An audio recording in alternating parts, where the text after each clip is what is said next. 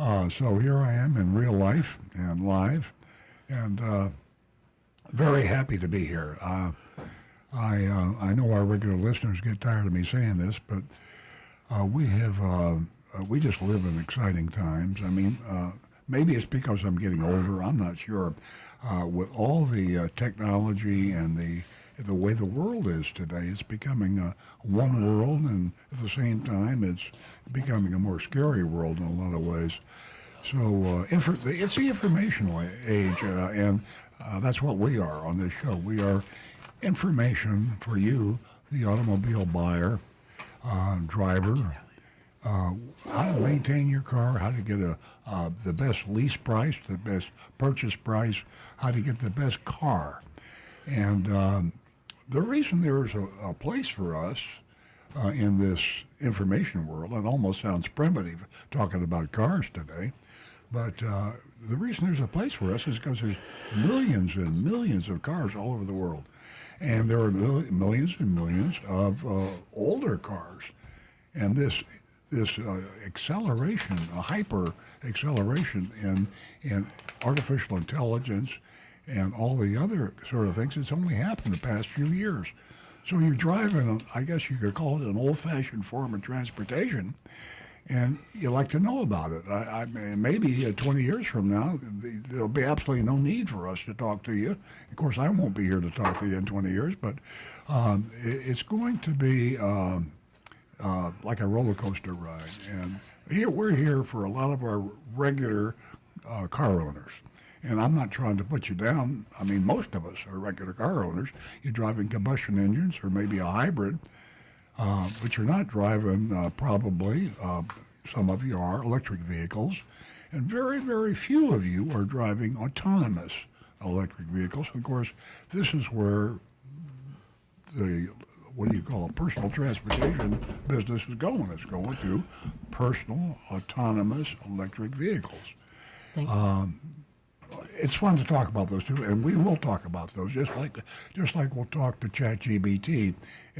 But we have input from you that you'd like to hear about the basics of cars. Rick Kearney is sitting in the studio. He's the one that rushed in to save me when I was fumbling with my headphones because I didn't know the show had started. So anyway, Rick is a certified diagnostic technician. He knows everything from the old-fashioned combustion engine to the hybrid to the electric vehicle and to the autonomous. I mean, he's been on a roller coaster himself trying to stay up on top of technology, which is off to the races. If you have I think the average age of a car now is 14 years. So if you have a 14-year-old car or 10 or 12-year-old car, that's ancient history, folks. They don't make them that way anymore. But Rick knows how to fix them.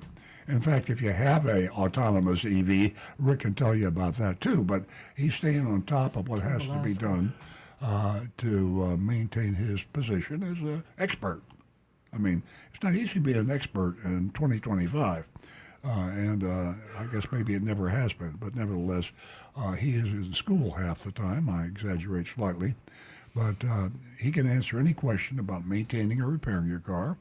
And he can also answer any question about if you should spend that much money on the car or consider buying another car, used or new, or leasing. So call us with your questions. I know when you drive a car, it's like having children, you know. You hear a cough or a sneeze or it's your car.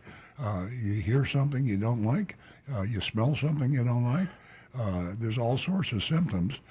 And to be perfectly safe, you can take it to the local car dealer and hand them your checkbook and say, I'll be back in 2 days. Please fix my car. But most of you are not insane, and that's what that would be if you did that sort of thing. So if you want to avoid being taken advantage of by an independent mechanic or a dealer when you're having your car maintained or repaired, call the show.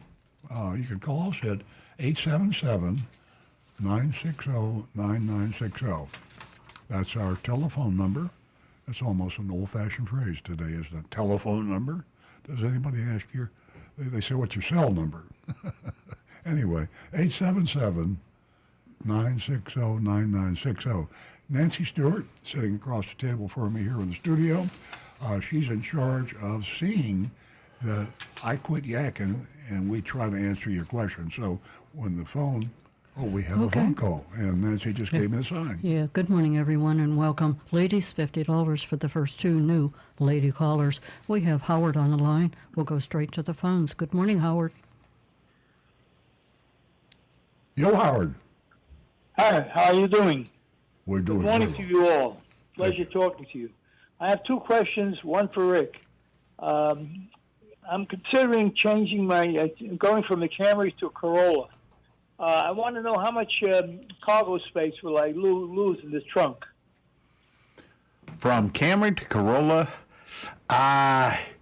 you're going to lose about 20 to 30% almost. There's a pretty good size difference with the Camry and the Corolla for trunk space. Okay, so that probably lets me out. So I'll have to stick with the Camry. Another question.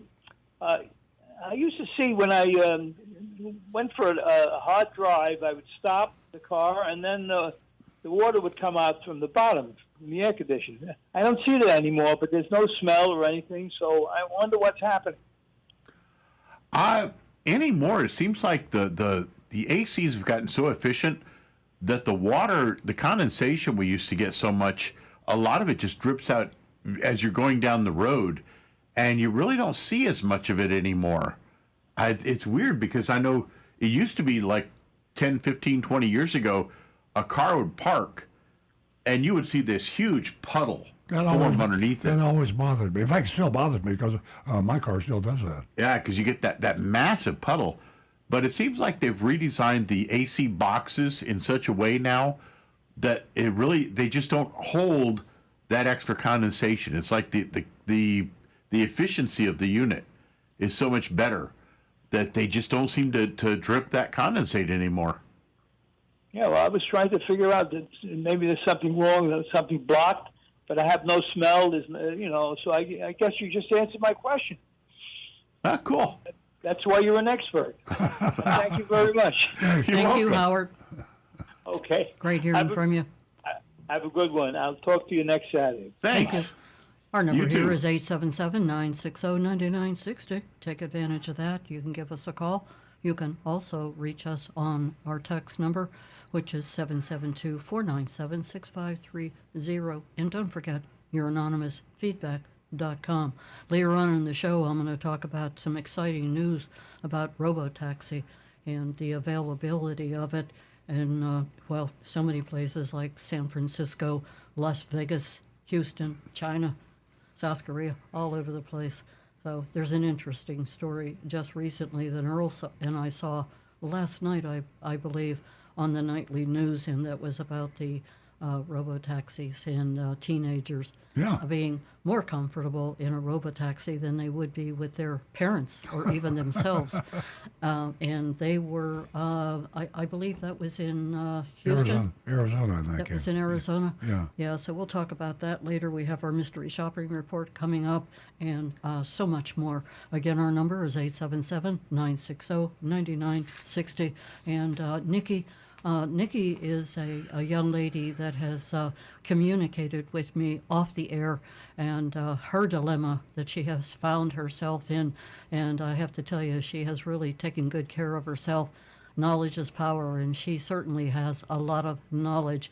And boy, I'll tell you what, she's been up, down, and all around from the very beginning. All she wanted to do was buy out her vehicle. So here we are, probably a month and a half later. So, Nikki, if you're listening, give us a call, 877-960-9960. Share your story with us, and most of all, share the strength that you had and the perseverance in staying on the course, and you will be definitely an example for all the ladies that are listening this morning, and they do have a voice. And again, the number, 877-960-9960. We're going to go to Benny, who's holding, and he is calling us from... Who's he calling us from? I can't read it. Okay, Benny, good morning. Where are you calling from? I'm Benny from the Bronx. I'm calling from the Bronx. Ah, Welcome. New York City. Welcome, welcome. That's a borough in the Bronx. Yes, yes, yes. Yeah. Beautiful place, Benny. A friend of Beautiful. mine gave me your phone number. He said I can ask any question. Absolutely. We're ready for you. Okay, my question is, I'm a driver, a livery driver, and I need a hybrid. So I want to buy a hybrid, a Camry hybrid, or a Corolla hybrid. Which is better for me? What what do you transmit people or cargo, or you're like a Uber driver? Yeah, I don't work for Uber. I work for Lyft. Lyft, yeah, they're a great company. I would my view would be the Camry because of space, and you probably know what your average load is when you with Lyft when you carry somebody. But if you're carrying several people, a Camry is just a much better type of vehicle. Less a Corolla can get a little cramped if you have 3 people and you in the front. Okay, yeah, that's right. I think you're 100% right. Now, my question is, can I get a 2025 Camry without the hybrid? No, I don't think so. The 25 would be the last year I think that Camry is available as a normal internal combustion. For 26, I think they're going to be all hybrid. Oh, okay. I didn't know that. That's a good information. Well, I didn't know it either. I thought it was this year, but yeah, thanks, Rick. Yeah, it's worth waiting if you're thinking about it. But I would definitely. I don't think that in your position I would want to have anything but a hybrid. Oh, I didn't know that. I thought the 2025 were only hybrid, but now you say no hybrid. So okay, I understand. Might get a good deal too, because the last year of the model phasing it out, people are not buying. They're buying the hybrids mostly now if they can get it. So you might be able to get a really good price on the last of the non-hybrid Camrys. Okay. Now I have a house in Miami also in the Bronx. So I don't know where to buy the car, either in the Bronx or Miami. I have a question about that. You'd be better off to buy it up there. You're getting the cars the dealers are getting in New York now come directly from Toyota manufacturing. If you're in Miami, you're in one of the 5 southeastern states that has the distributor rights to an outfit called Jim Moran Enterprises, and he's had that for 30 years or more. So he pays a profit to Toyota when he buys the cars. Bottom line is the cost to the dealers in the southeast states is about $1,000 higher per Toyota.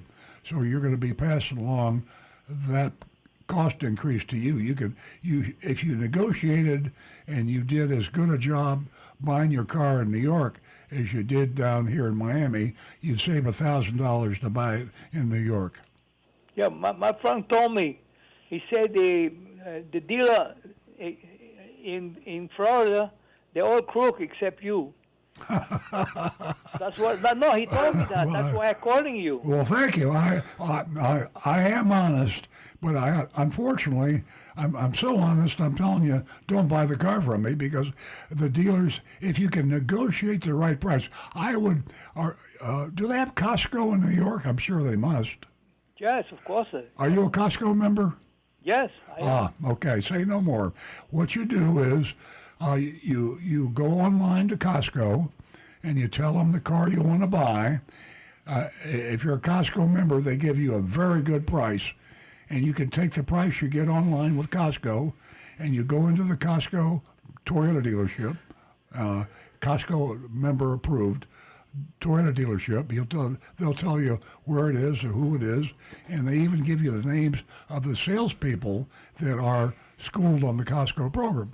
And you'll go in there and you'll say, I want to talk to one of your Costco salespeople, and you have the name, so you'll know that, like, Joe Blow is the Costco approved member. So you ask for Joe Blow, and he'll come out and you'll say, let me see the price sheet. They'll give you the Costco price sheet, which is a substantially lower price with no junk fees. Well, if there are junk fees, they're included in the price. So you get the bottom line out the door price, which will be $1,000 or so better than what you'd have to pay if you weren't a Costco member. So that's where you go. And as I said, thanks for the compliment. I am an honest dealer. Sometimes I'm too honest because I just lost a sale because I told you the truth. But a lot of people heard me tell the truth, and I'll make up for telling you the truth by 2 or 3 more people that'll probably buy a car from me. No, Mr. Earl, I read your book. Oh, well, Confessions my of a English, I'm pretty good. Reading. I have a dictionary, but your book is very good. Thank you. Thank you very much. Confessions of a Recovering Car Dealer, and you can buy it on Amazon. And all the money I get from the book, I donate to Big Dog Ranch Rescue, which is the biggest no-kill shelter for dogs in the country. I bought your book on Amazon. That's the reason why I'm calling you. Thank you, Benny. Rick, Okay. you have a question? You guys are great. Listen, you guys are great, and thank you very much. Benny, hold on for a second. This is Nancy Stewart. Go ahead, Rick. Before you go, I misspoke. 24 was actually the last year that Camry came in a normal ICE configuration. For 2025 and up, they are all hybrids. Sorry about that. My mind was off on a. So, Rick, you're saying that the combustion engine has ended after 2024. Yeah, and now they are now all it's hybrids. Yep. The Camrys are all hybrid. Mr. Benny, Rick, I have a question for you. How much more money is the hybrid than the regular? More or less, can you figure out? They're actually pretty close to the same now. What? Well, if you're buying new, you're only going to find a hybrid anyways. But even if you found a used Camry, the regular Camry and the hybrid, even for 24, they're going to be about the same price. Hang on 1 second. Let me ask that. Yeah, let's check hang the on, coach. Benny. Hey, Coach, how much price difference is there between a new 2025 Camry hybrid and gasoline engine? I don't know. No idea. Hang on 1 second. Coach is thinking. He's thinking. Those little clicks you hear is Coach thinking about the answer. So he's a little slow this morning. Normally, he's a lot faster.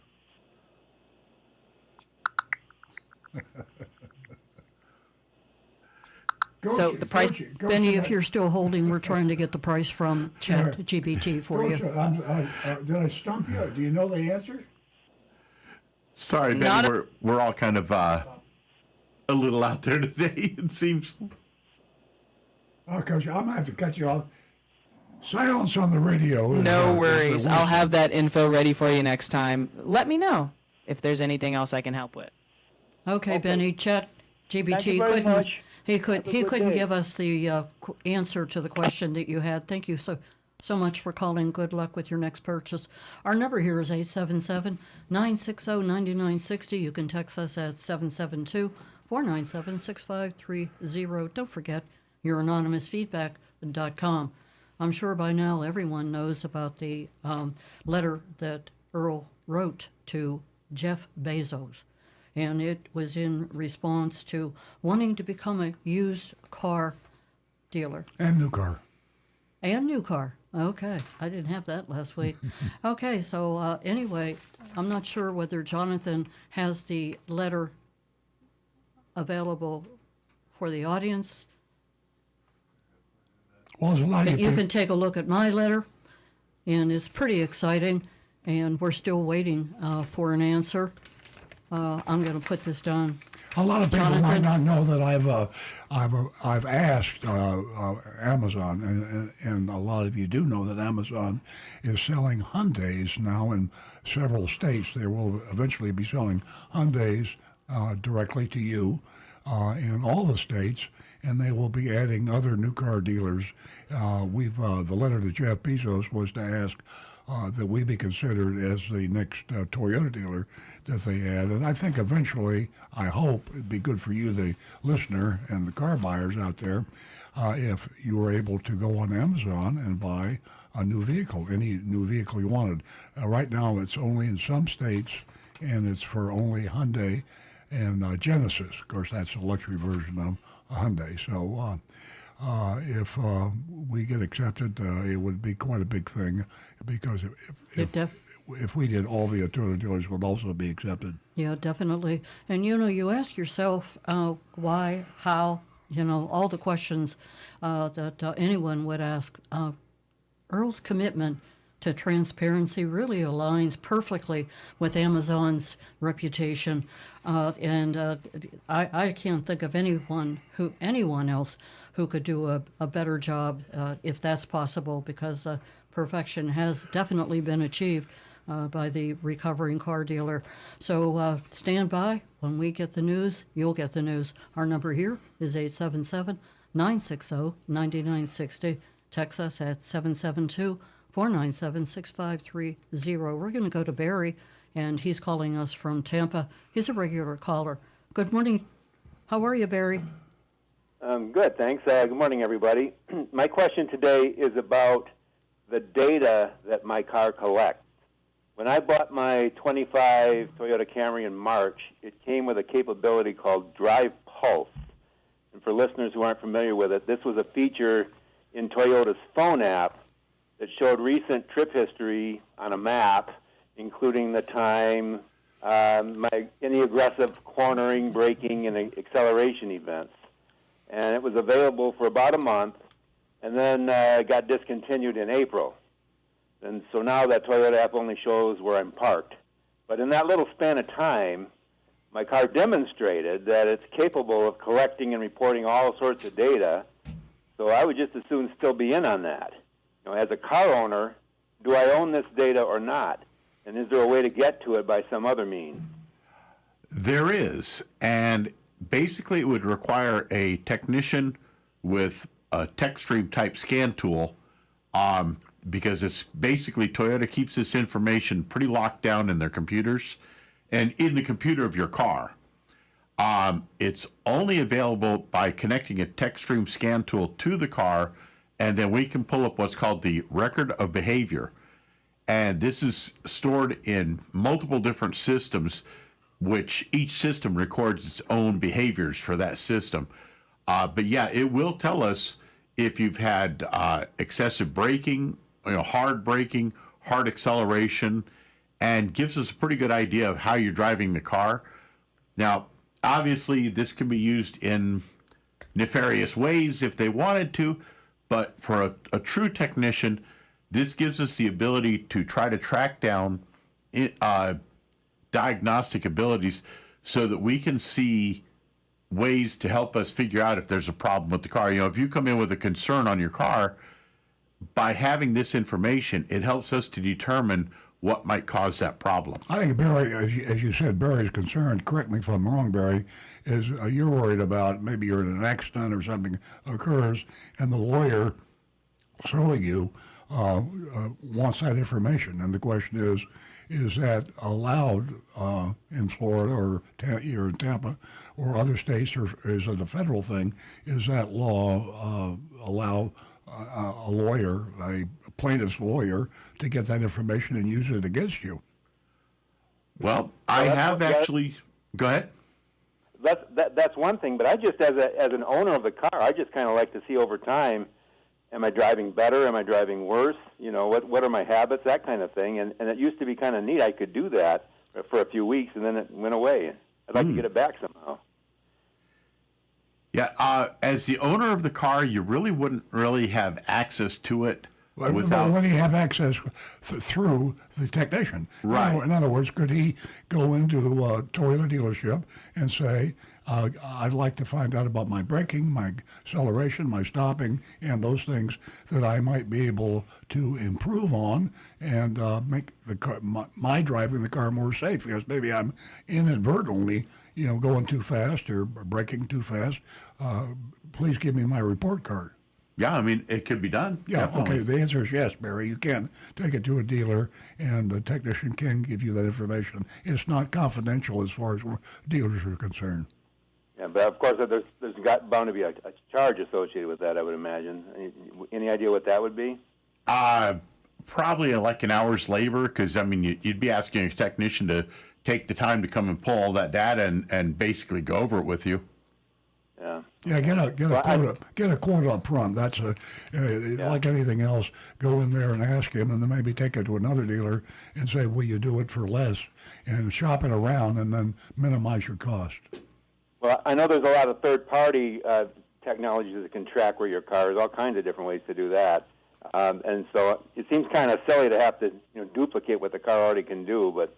Maybe that would be a more cost-effective way. I don't know. I'll have to think about that one. But I appreciate the information. Thank you very much. Yeah, Barry, a lot of, on that last point, a lot of the technical apparatus we have is proprietary. And if you're an independent, you're not allowed to access Toyota's proprietary diagnostic tools.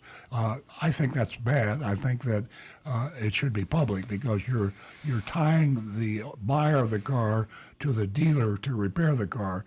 That's a good thing for the dealer and it's a good thing for the manufacturer, but it's a bad thing for the buyer. So being a consumer advocate, I think that I think that all certified, qualified technicians and companies should be able to have the quote-unquote proprietary information on all make cars, including Toyotas. All right. Thank you very much. Thank you, Barry. Thank you, Barry. Excuse me. Ladies, $50 for the first two new lady callers. Give us a call toll free at 877-960-9960. We're going to go straight to Jake, who's calling us from Boca. Good morning, Jake. Hi, good morning, guys. Good morning. So I got another thingy on my screen on my BMW 330i 2019. It's showing that I need to bring it in for oil service. So I stopped going to the dealer because, $190 is a little too much for some lousy synthetic oil and a filter.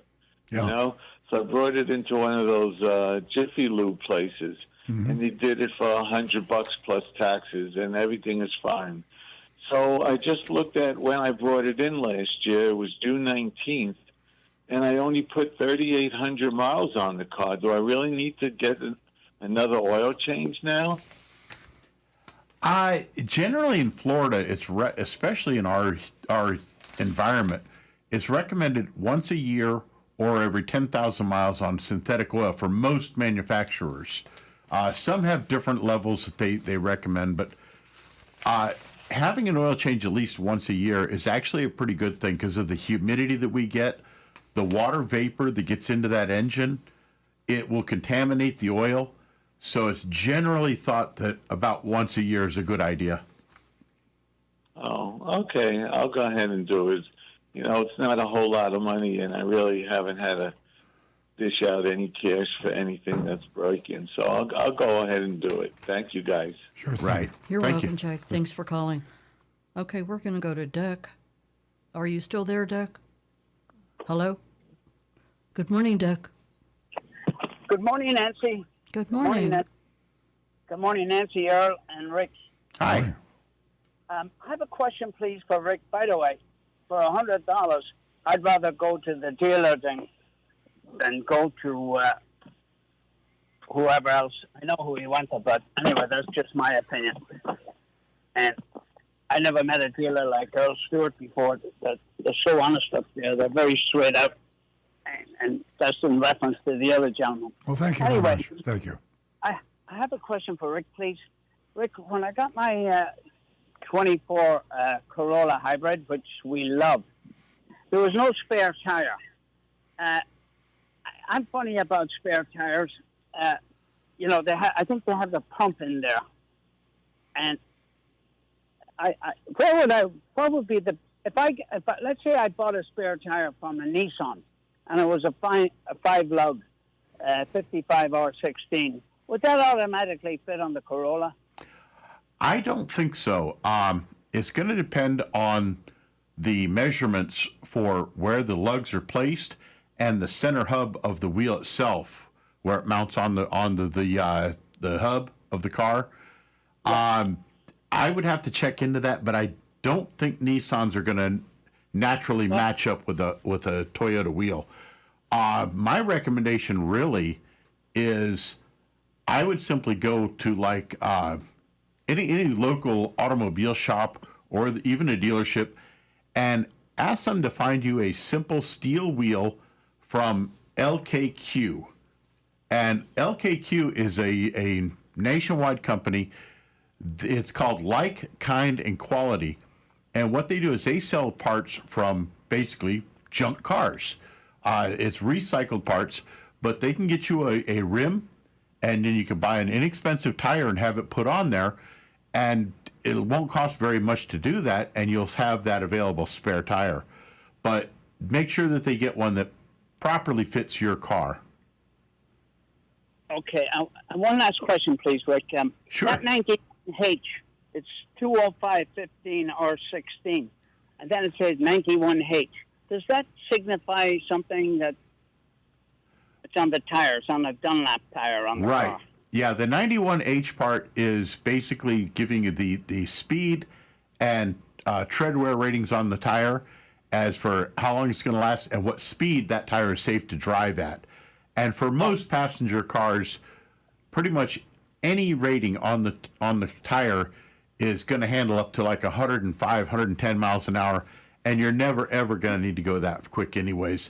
But the higher rated tires, like Z rated, are meant to handle those really high speed cars, and those really the only place in the U.S. that you're actually going to be able to do that would be like Montana or Texas.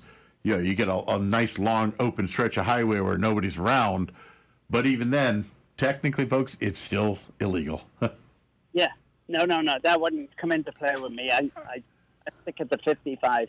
Jake, I just checked on ChatGPT, and if you want to find out if your wheel and tire will fit with another model car, you can go to tire-size.com, T-I-R-E, there's no dash, just tire size, TIRESIZE.com, and that compares the tire sizes for wheels. There's also wheel size. Use wheel size. That's WHEEL-size.com, and you enter your vehicle's year, make, and model, and it shows OEM wheel tire specs, bolt patterns, offsets, etc. And then you use the compare feature to check cross compatibility. So it's great for checking aftermarket fit and donor wheels. Again, that is go to wheel size, WHEEL-size.com. Okay. Oh, that sounds terrific. I really appreciate it, and thank you very much. You're We very welcome. appreciate you, Dick. Give Thanks us a a lot. call again. Thank you. Have a great weekend. Our number here is 877-960-9960. I do have to say that it's not a surprise to me that we've had so many calls this morning asking for Rick's opinion on so much. And it's really telling because it's so difficult to find a good mechanic and to stay with them, because you do have to develop a relationship with them. But in a 2024 survey, 33% of Americans rated honesty and ethical standards of auto mechanics as high or very high. This reflects improvement from 24% during the 2000s, indicating a growing trust in this profession. And without a doubt, I have to say that Rick, he shares his professional opinion, and he's honest, transparent, and that's why he is as popular as he is. So if you can find a mechanic out there that represents everything that Rick represents, you're in good hands. Hang on to that mechanic. Develop a relationship with him, especially in today's, craziness, I'll call it. Okay, we're going to go to Frank, who is a regular caller from Jupiter Farms. Good morning, Frank. Hey, good morning, Nancy, and all the rest of the gang there. Thank you. Morning. I sent a couple photos over because here's what occurred a couple days ago. I have a 2018 Ford F-150 pickup. And so I go to Mullinax Quick Change Oil, because I figured, well, it's not that super expensive, and it's right there across the street. Anyway, they had the truck up, and that morning I saw a lot of little, how should I say, chewed up rags, or it looked like little balls of cotton underneath the engine. You've got a rat. Yeah, I know, and it's a Ford. If it was a Chevy, it'd be a rat motor. Could be a but it's mouse. Ford. It probably was. So they saw like a little nest somewhere near the battery when they took the cover off. Yep. But when it was in the air, they found not one or two wires completely chewed through. And they took some pictures. I sent them over on the 772 number. Anyway, but they couldn't tell me what they went to. They said, you got to go across the street and see the service department because we're just oil changers. We don't know anything about the truck. And I go, oh, that's nice. So with that, they were like $250 to do a scan. And I said, holy cow. I mean, just show me the daggone wires. But anyway, that's another thing that will cross the bridge. But we had a very interesting dinner with our neighbor from across the street because they watch our cats when we're away. And so I went overboard. We got some very nice lobsters, Maine lobsters. And anyway, he was talking about, why are you taking an oil change? I can do the oil change. He has a beautiful lip. He was with Chevrolet as a technician about 30-something years. He's rebuilds cars. He goes through great detail. So from now on, we'll do that. But it is good when you find someone that's honest and trustworthy. But so what do you recommend as far as checking those wires out? I guess just give it to my neighbor mechanic and let's see what he comes up with. Pretty much, if you've got anybody that has a little talent with electrical can repair that section, repair each of those for fixing the wires and getting them reconnected and everything. Go on Amazon and look for a rat tape. It sounds silly, I know. You can't be serious. Rat tape. Rat tape. It's actually a product that was invented by Honda first, and I'm sure there's other versions available now. Basically, it's kind of like a tape that you wrap around the wiring harnesses in areas where the rats might get to them, and wear gloves when you use this stuff because it's actually impregnated with capsaicin. Hot pepper, like from pepper spray. So the rats will, if they start chewing on it, they're going to very quickly say, oh no, and they're going to leave. It's very unpleasant for them, and they will stop chewing on those wires because of it. But you want to make sure you wear gloves when you're messing with it because obviously it's pepper spray, and it's going to get on your skin, and it'll cause problems. But yeah, this stuff is actually designed to prevent rodents from chewing on the wiring of your vehicle. That is excellent news. Thank you. It will go to Amazon shortly after I hang up. Thank you so much. You're welcome. But thanks, Frank. As always, you have a nice weekend. Thank you, you too. Absolutely. We used to use rat tape back in my neighborhood. Really? Yeah. I didn't know that. They wore gloves too. Oh, boy. But they wore gloves because of the fingerprints and things like that. It's a long story. I'll get to it later. Anyway, 877 Have we told our ladies what they get if they call the show? and more. Yeah, we've had nothing but men calling. Yeah, that's right. Hey, you And ladies. it has all been mechanical, and your wish. Yeah. Are you wishing for a lady to call? Okay, I'll yeah. give you Tricia. Okay. Tricia. She's the girl on the go. She represents all the ladies. I'm really putting the pressure on her this morning. So whatever she has to say. $50. If you haven't called the show before and you're female, that's a no-brainer, and it's absolute true. It sounds too good, but it is true. Nancy sends you a check for $50 if you haven't called the show before for a first-time new female caller. Ka-ching, $50. Yeah, exactly. Thank you for mentioning that again.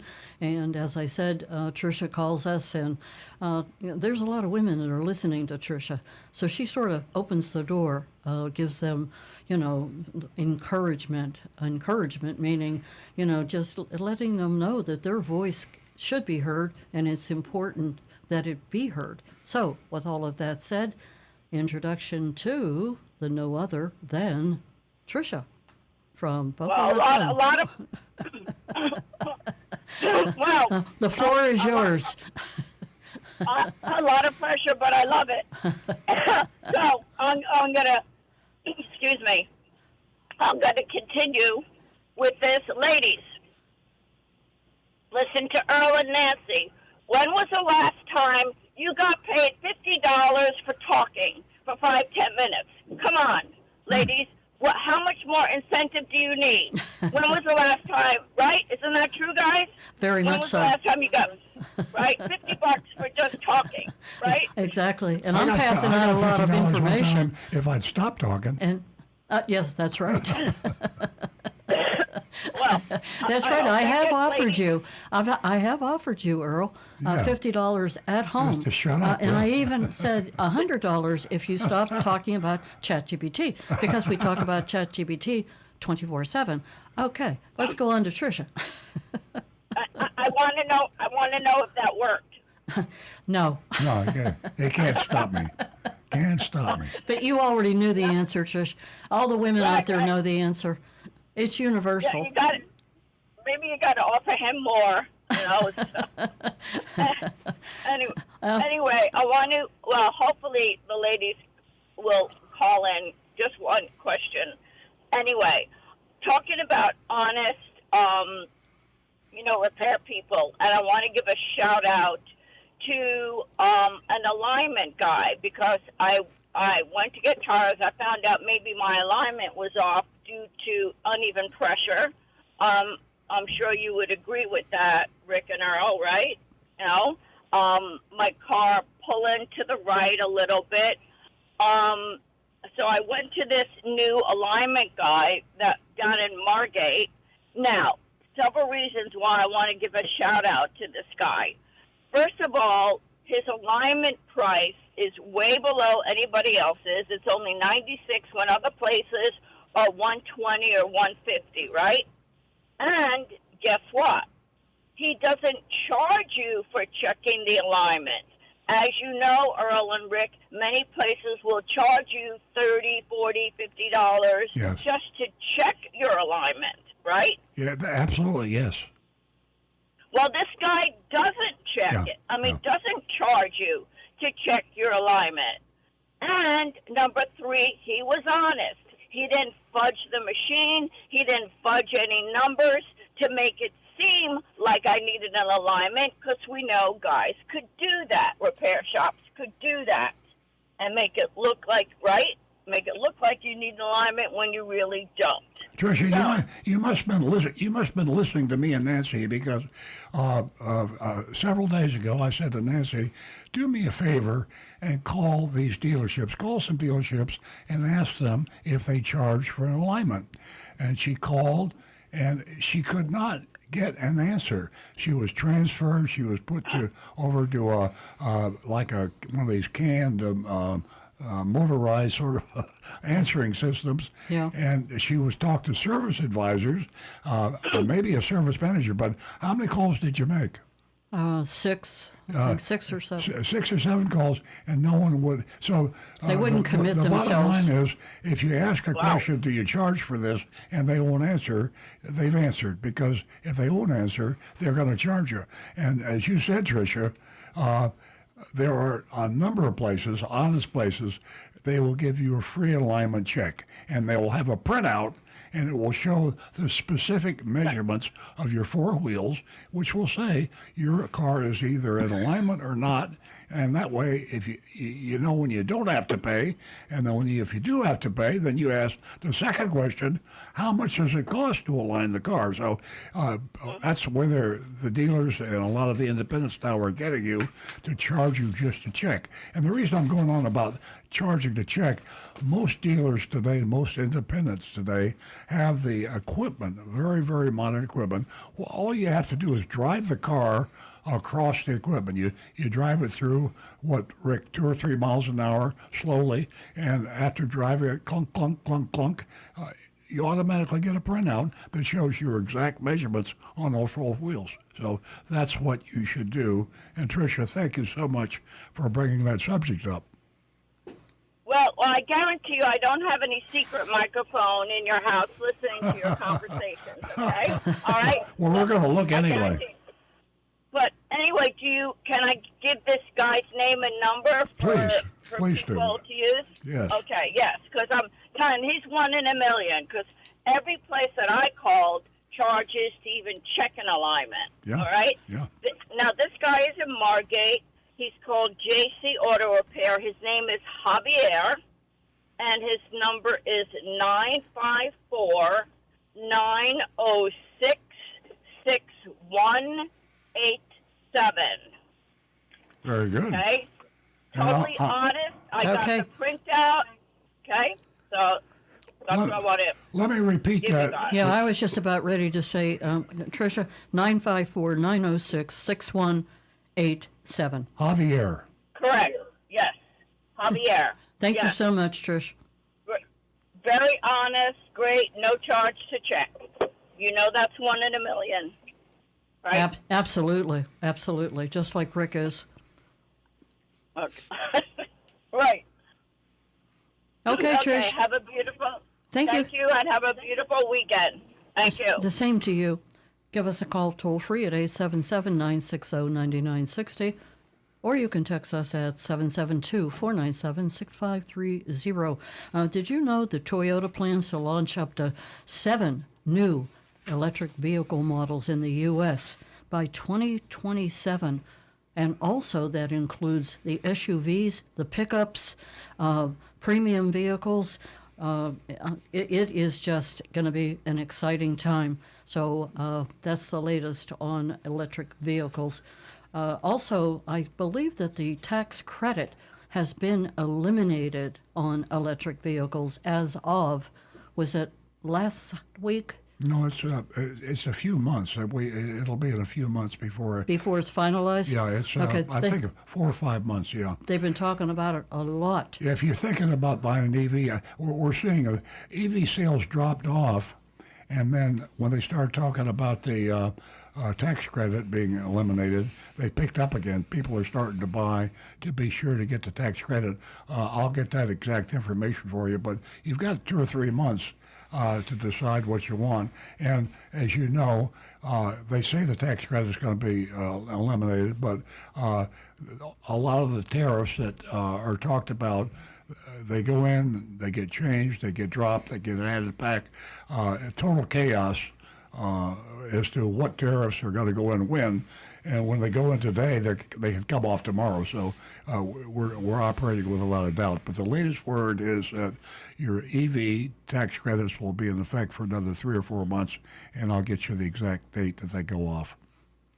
And also on the story about Toyota launching up to 7 different electric vehicle models, the bottom line, Toyota spending $13.9 billion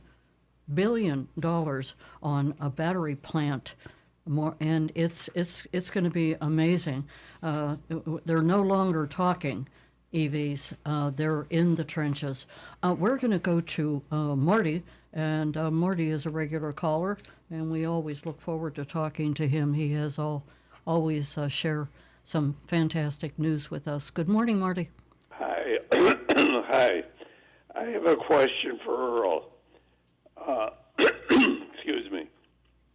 If you get on Amazon's website, I happen to look at the Hyundais, and they all have dealer fees, which I would say a lot of it, according to Earl, would be junk fees. Yeah, exactly. So my question is, if you go on there and you don't have any junk fees in your pricing now, right? Would you still have the same pricing on Amazon as you're doing now, or would you have to change it? Well, we would. Let me say this about the ones that you said earlier have the dealer fees. Amazon doesn't say that a dealer can't charge junk fees or install accessories or dealer fees. They don't care what the dealer charges.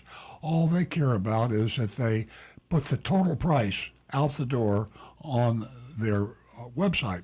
So if you buy a car on Amazon and you see this has got a dealer fee, a junk fee, all the other crap that the dealers use to sneak people price up, there's no sneaking the price up when you're on Amazon, because they might say there's a dealer fee, but they tell you what it is and they include it in the price.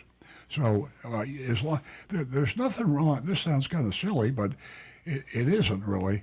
There's nothing wrong with junk fees as long as you include the junk fee in the price.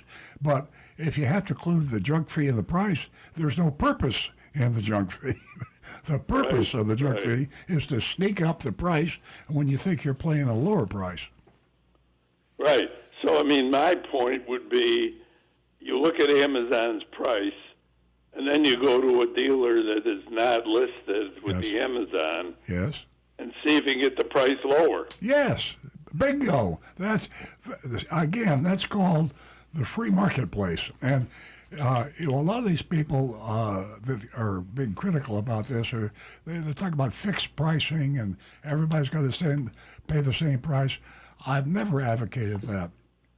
I'm saying just put your best price in front of the customer, right in his face. This is my out-the-door price. And don't sneak in the dealer-installed accessories, the junk fees, the dealer fees, all the nitrogen on the tires.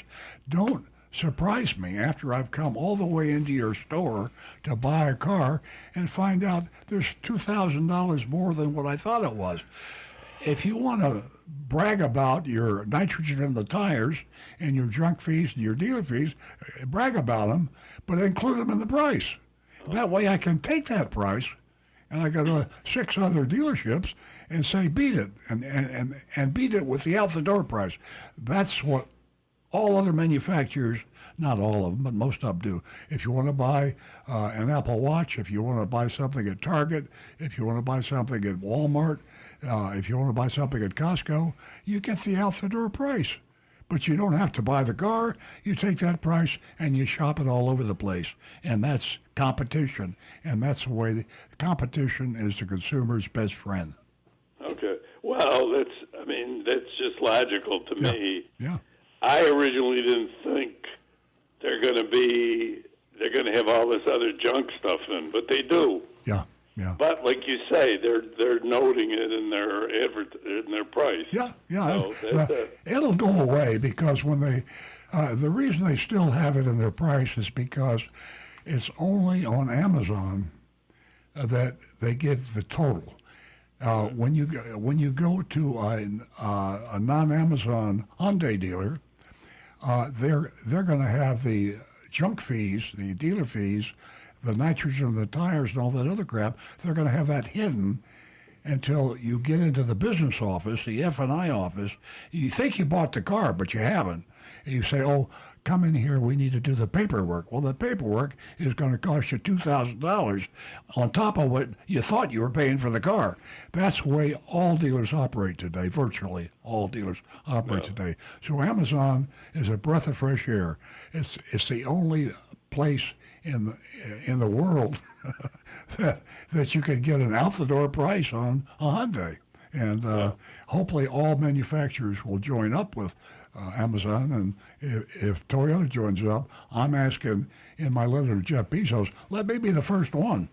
I think if Amazon would let me be the first Toyota dealer, I think that every Toyota dealer, certainly it would start in Florida, but my competition would really be screwed because I would have my lowest price on the Amazon, and people trust Amazon. So what would the local Toyota dealers that I compete against do?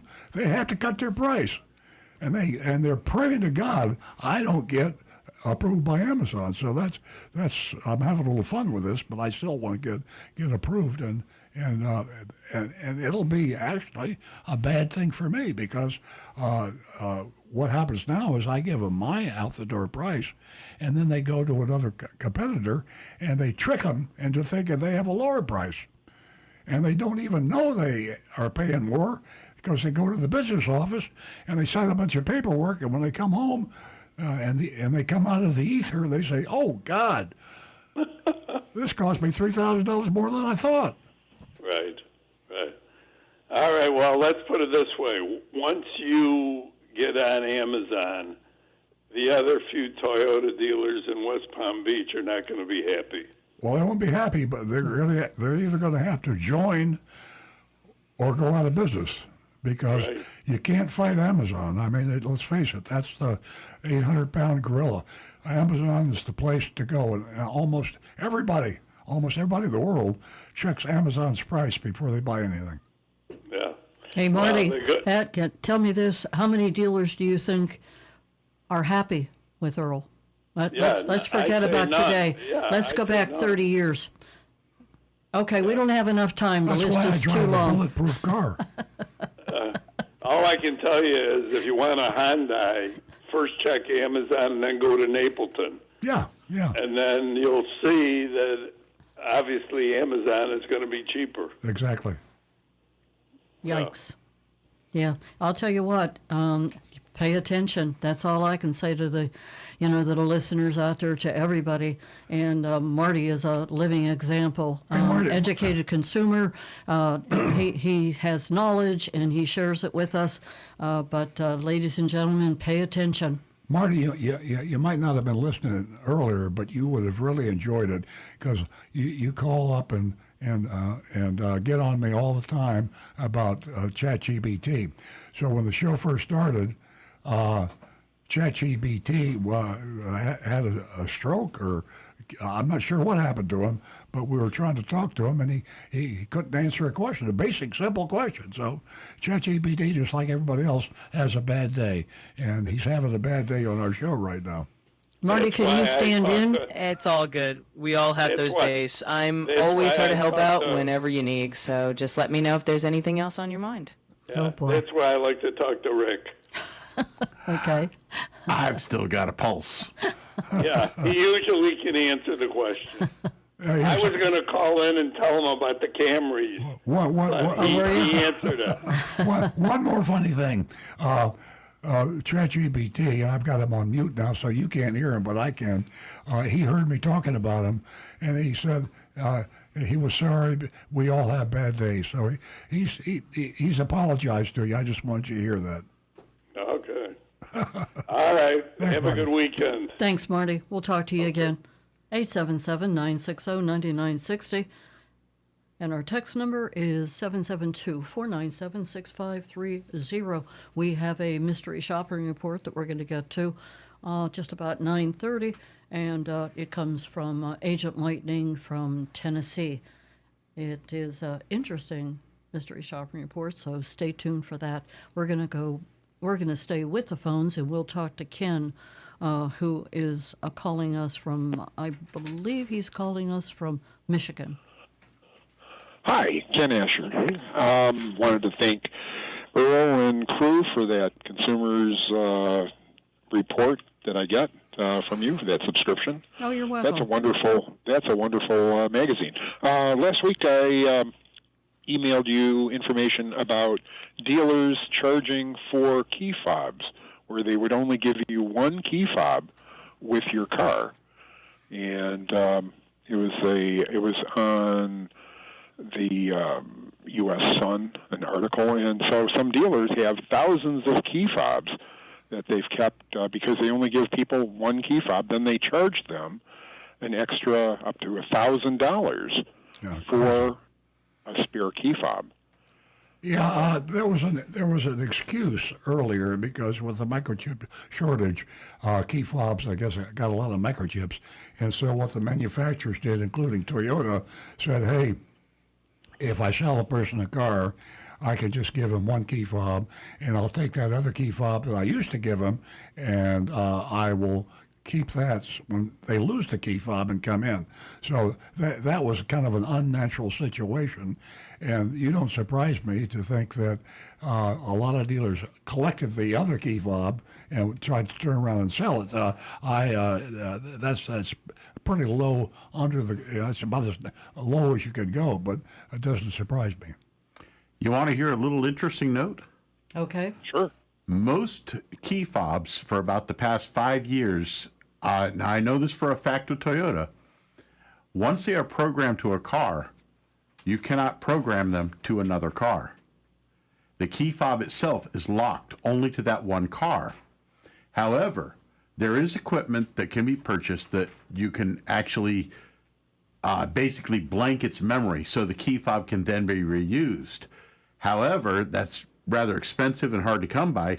So what happens are there are companies on the internet that if you have a bunch of old key fobs, say you just got them, they've collected up from used cars or whatever, you send it to them and they will buy those keys from you for sometimes up to $8 or $10 per fob. So these guys that are let's put it realistically, they are stealing that extra key fob from the customer. When the car is supposed to come with 2 and they only give them 1, they're stealing that other key fob. And a lot of them, people are just taking them and they're selling them on the internet. Oh, yeah. And, it's interesting because as a Costco customer, they have companies that will duplicate key fobs at Costco for like $250 for a Prius. And I guess they get them OEM. But the Toyota Prius, they can easily duplicate when you're shopping at the store. And that can save you the necessity of having to go to a dealer if you lost a fob. Exactly. Had another comment about how to save money for your Toyota or any car customers, and that is because there is a $500 discount for college graduates through Toyota. You can get a college degree, and with that college degree, you can get this $500 savings. Yeah. Now, the thing that's interesting is if you are over, in some cases, 60 years old, and it depends on where you are, you can enroll, in some cases, for free. You'll get college courses. So I enrolled in our local community college, took the automotive classes, and it's like having 8 Rick Kearneys as your instructors, and replaced all my brakes. I had enough credits from a bachelor's degree. All you have to do is get 15 credit hours, and then you can get another associate's degree. So, for example, like where you are, Earl, you have Palm Beach State College. Yeah. And you can enroll. One caution, sometimes they make you enroll as a auditing student where you wouldn't get college credit. But in our case, got full credit. And if you stack up your degrees, you can get additional degrees, get $500 off when you are ready to go. Wow. That's interesting. Did you go to night class or day class or both? No, it's a day class. They have hundreds of classes in many different subjects besides automotive. Wow. And I fixed my 1999 Ford F-150, did brakes on it, and they won't let you leave if you aren't competent to do it because these guys have 30 years experience. Some of them some of them were doing the insurance claims for the manufacturers, so they know the business. And then you also have full access to multiple databases of how to fix cars. And like you just go to their website, so you can access that, and you can do all the printouts for your vehicles. Well, they let me put a sign on the bulletin board that I could use some good technicians in Florida. Maybe they don't want to move from Michigan to the sunny South and get a good job at the same time. Well, that's what I recommended to some dealerships, and they took advantage of. I said, I have people in my class that they're looking for jobs because usually it's a student transitioning out of high school. Yeah.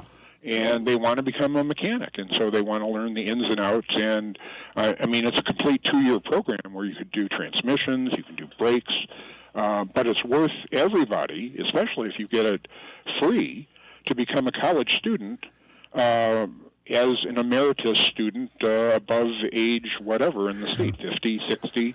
The other thing is you get student discounts on your XM radio and Disney, because now you're a student, so they lump you in with the 18-year-olds, and in some cases, colleges have complete health services. Well, Ken, would you do me a favor and spread the word around the classroom to give us a call, Earl Stewart Toyota in North Palm Beach, because we're always looking for good technicians. We like to hire new people who have the basic education and then put them in as an apprentice with a experienced technician so they can learn real-life technology.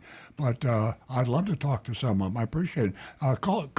Call back next week and let us know if anybody's interested. Yeah, great conversation, okay, well, Ken. I'm up here in Michigan. Yeah. But what you can do in Florida is you can contact the college yourself, and they'll post your job posting on their board, and they'll hook you up with candidates that have the credentials that you want. Yeah, we'll look into that. They're hard. It's hard to hire those down here, and the way you describe it in Michigan, it sounds. If there are a lot of people move from Michigan to Florida. I'm not putting Michigan down, but Florida's a popular state, especially South Florida. So mention it if you can, and let me know what they say. Okay. Thanks, Ken. Thanks, Ken. Great call. Sure. Yeah, great information. Have a great weekend. We look forward to talking to you again. What are your thoughts, Rick, on all of that? Having good training like that is important, yes. However, with Toyota, what we do is when we bring in a new technician, usually starting them as a oil change or a loop tech, those that show the proper attitude and aptitude, we will put them in Toyota training classes. And Toyota has got fantastic training classes set up. One program is called the TACT program, the TAC program, and they wind up going 3 days a week, once a month, to a special training course, and then they're, come back to the shop and work, and we try to load them up with that kind of work. So they actually learn on the job, plus going to training classes, and we encourage they get their ASE certifications. And we will take young techs and turn them into masters. Yeah, it takes some time, but we will do it. It's a win-win situation. I think Absolutely. hands-on really reinforces everything. Correct? Absolutely. Yeah. Ladies and gentlemen, we are going to stay with the phones that have been extremely busy, and we're going to go to Phil, who has been patiently holding. Good morning, Phil. Yes, I have a question for Rick. Okay. I'm thinking about getting a Prius plug-in, the Prius Prime, but I'm concerned about the extra weight that's probably on that battery, on that car. Does the Prius Prime, is that battery much heavier than the standard Prius? No, they're pretty close to the same. Really? Yep. As a matter of fact, the batteries have gotten smaller and lighter because they've been able to go from a nickel metal hydride to the lithium batteries, and the weight has dropped dramatically. Oh, okay. So then that's not going to, the handling characteristics of the Prime's not going to be any different, basically, than just the Prius, the regular Prius? No, they will drive the same. Okay. Thank you. I think I'll pursue that then. Yeah, and as you get the car, when you get a Prius or any hybrid, really, go online on YouTube and seek out videos for what's called hyper-miling. There are people that this especially became true when Prius first hit the shores, came over here from Japan, and people started learning how to drive them in, I want to say, fanatically absurd ways that they would increase the fuel economy on these cars by the way they drove them. And you don't have to go to those extremes, but you'll learn some tricks on how to handle that vehicle that will make your fuel economy shoot way up. Oh, okay, I'll do that. That's interesting. All righty. Well, and they're available now.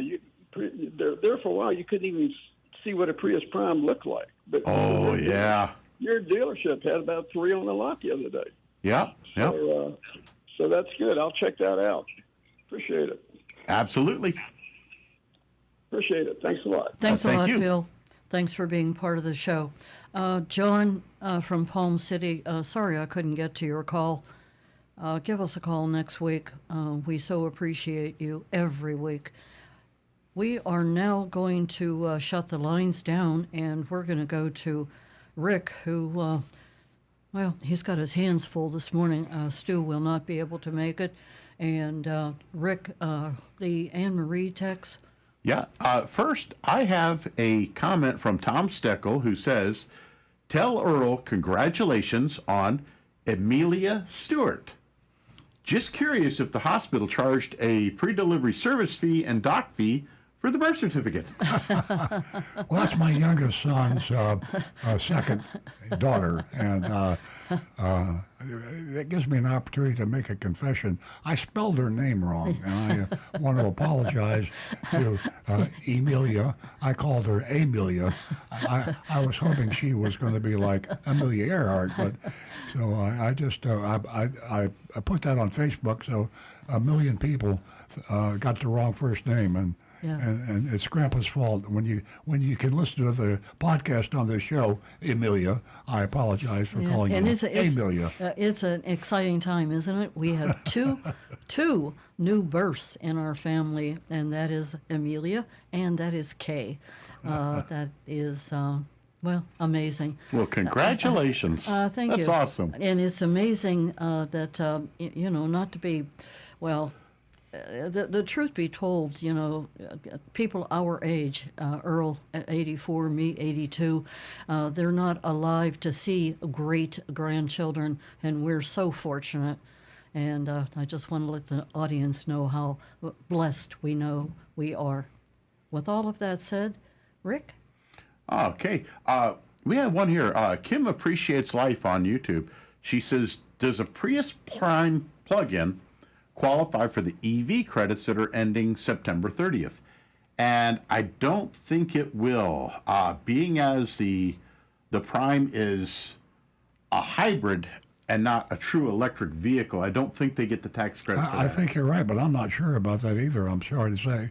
Unfortunately, Stu won't be here, so we'll check back with him. And did I hear Ian Marie say that it would be September the 30th that the electric vehicle tax will be eliminated? Well, it's actually Kim Appreciates Life on YouTube that asked that, but yeah, she says right, September 30. Yeah. September 30th. So we didn't know that, but we just got that information. So, and for Anne Marie, 2 quick points here. First one, she says she checked on the difference in price between a hybrid Camry and a regular Camry, and they're usually about $2,000 to $3,000 difference in price for a normal ICE engine Camry or a hybrid, depending on the year of the car. Yeah, sounds about right. And then she says, "Good morning. I remember that back in the good old days, cars had engines with a deep, throaty growl that loudly advertised their power. Nowadays, engines are quiet with a soft purr that whispers that they are powerful and efficient. Perhaps modern combustion engines are too quiet in that you may not realize that they're running. Number one, what happens if you try to start a car by turning the key but the engine's already running? How much damage could this cause? And can you accidentally try to start a car if it's already running with a modern push-button start?" Well, any car that has a normal key cylinder ignition where you put the key in and turn the key, if it's already running and you turn it to the start position. Now, I'm pretty certain they have not done this, which is a big mistake for the manufacturers. It still will hit the electric signal to the starter, and the starter motor will try to engage. And the damage that can be caused by this is the gear on the starter motor can be damaged, but also the big ring gear that's on the back of the engine, in between the engine and transmission, can be damaged. And if it does damage those enough, well, you got to replace not only the starter, but that ring gear. And that means removing either the transmission or the engine. Big, huge expense. So be careful with that, folks. Don't try to turn the key if the engine's already running. Take a quick glance at the tachometer where it says the RPMs, and if that needle's not on 0, you know that engine's running already. So now with push start cars, however, no, it cannot engage the starter. The computer will not let that signal go. But on most push start cars, if you push that button and hold it, it'll shut the engine off after about 3 seconds of holding that button in. That's one of the safety features they have, is that's the way you can turn that engine off, regardless if you're in park or not. Even if you're rolling down the road at speed, if you feel there's an emergency and you have to shut that engine off, press and hold that button, and the engine will shut off. I didn't know that. How many seconds? About 3 seconds. Yeah, interesting. Yep. Yeah. Just press that button in and hold it for about 3 seconds, and it will turn the car off. Boy, do you remember back in the 50s? Well, not you, Rick, but if you went out and your car, you already started your car and you forgot, and then you go out and you start, you know, that kind Yep. of that kind of a noise. Well, and part of the reason that the cars have gotten so much quieter, you know, back in the day we had those big V8s, monster engines. You start that thing up and blah, blah, blah, blah. Yeah. Cars nowadays, they are all much smaller engines, much more efficient, but they've still got a lot of the power that those V8s had, and they obviously burn a lot less gasoline. They use a lot less oil, and the cars are simply much better quality. I mean, back then, back in the 50s and 60s, 100,000 miles on a car was like the end of its life. Now, 100,000 miles, it's just getting broken in for most of the cars. So, yeah, they're quieter, they're smaller, they're more compact, but they get the job done a lot better. Absolutely. You remember your comment to the earlier caller, Rick, about hypermiling? And Yep. I checked that with a chat, and it blows my mind. I can't believe this. The 2024 Prius LE, hypermiling, meaning the people that know how to drive the car and milk every mile out of it. Rick, I'll give you a guess. Miles per gallon. I would say the top record for somebody that really knows what they're doing and has the proper environment, the roads, everything's just right, I'm going to say 110 miles per gallon. Nancy? It's 105. Yeah, I would have never guessed as much as either one of you. 93.158. 93.158 combined, and that's certified by Guinness. That's recent, 2024. But what this tells me, what does this mean to you? It means that you can't be a hypermiler. They're professionals and they go to extremes. But if you listen to someone that really knows how to drive and get mileage, Rick is one of them. And there are a lot of people out there that are just really good.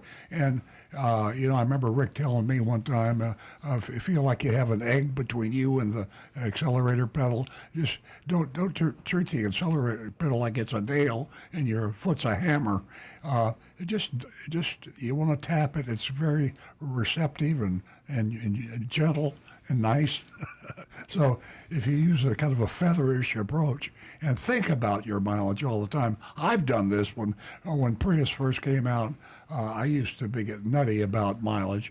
So when you can really focus your senses on mileage, you can take a car with an EPA estimated mileage. People talk all the time, oh, that EPA mileage, you can't get that.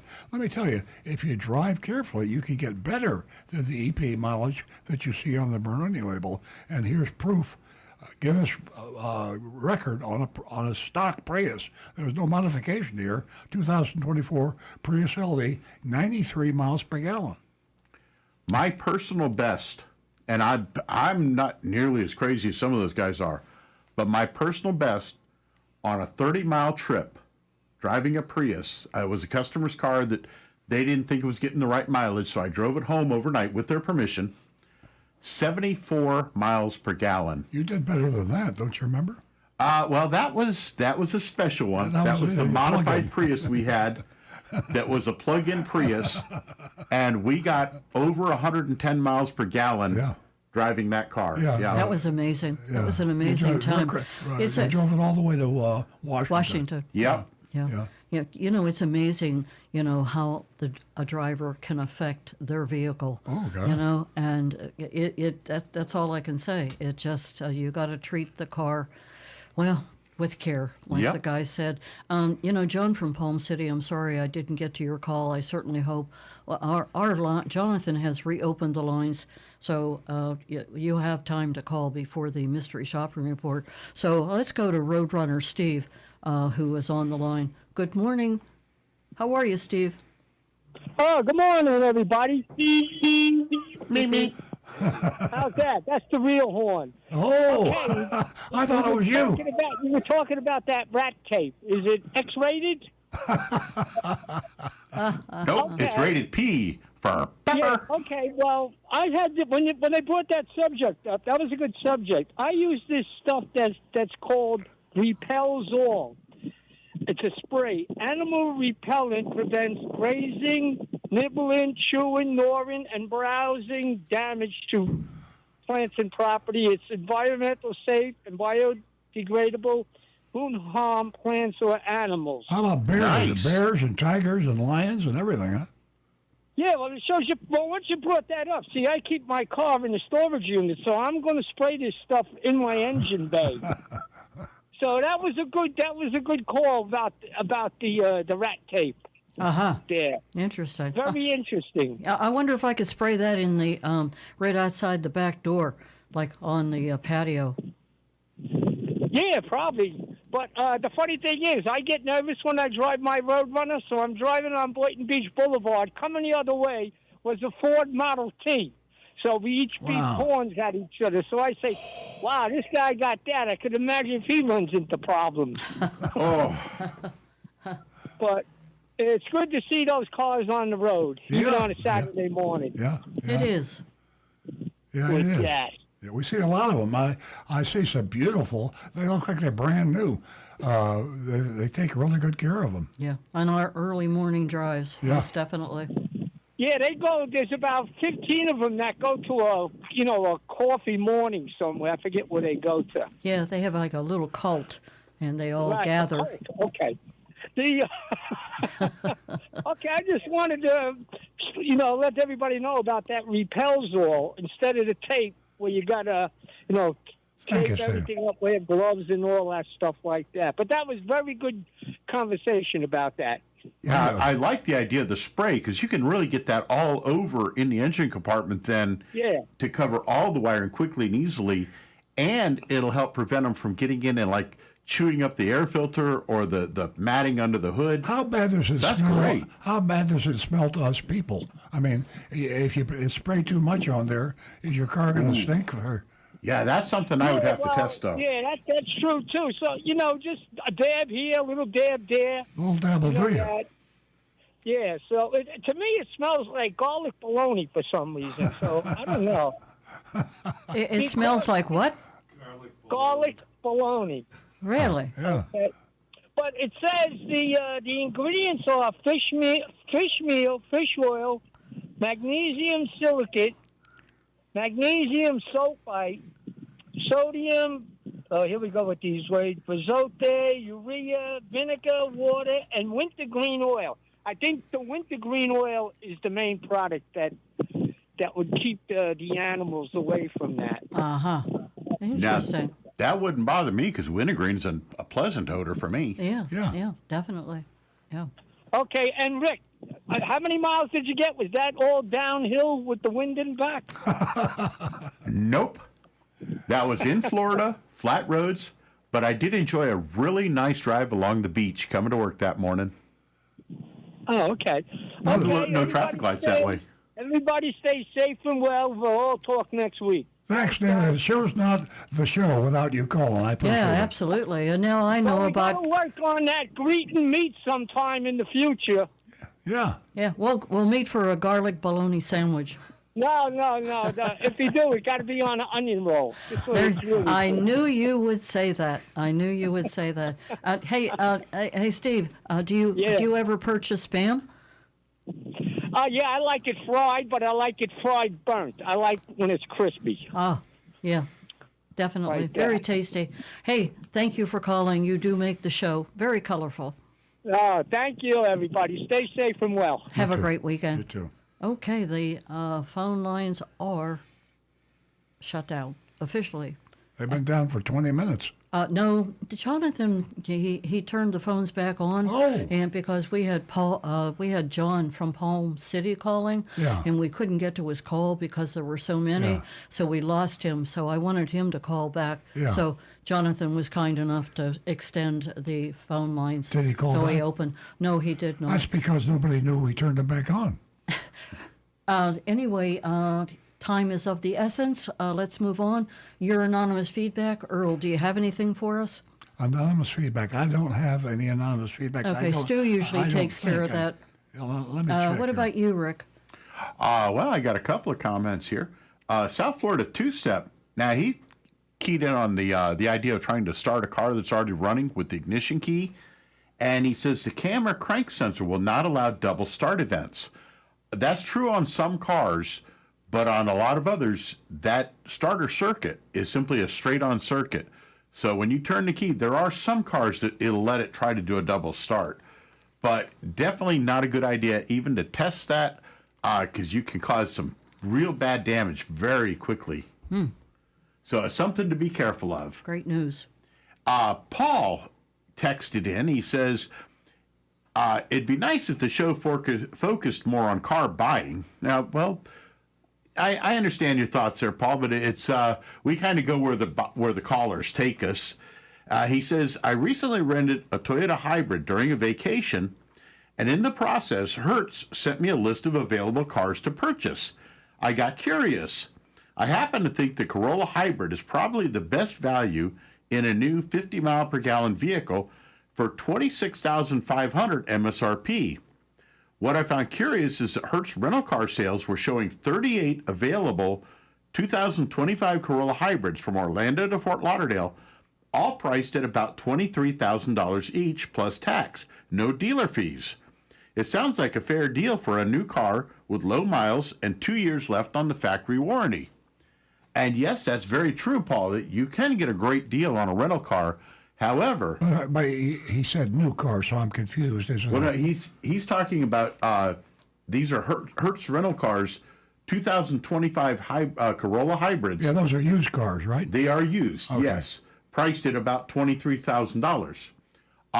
The only thing that I will recommend on any car that has been previously driven by anyone else, even if it's only for a couple thousand miles, take it to a qualified mechanic of your choosing and have it inspected to make sure that it's in proper good condition. Yeah, if it's a late model car and it has less than the mileage of the new car warranty, that's a pretty good indication too. So, Exactly, yeah. I mean, if you can get a 25 Corolla, a 2025 Corolla, and you're saving a couple $1,000s off of the new car price, as long as it passes an inspection, I'd say, yeah, you can get a great deal on it. Yeah, if I were going to skip taking a car to a mechanic, which I probably wouldn't, but if I had to, it would be one I'd buy from Hertz or from a national rental company.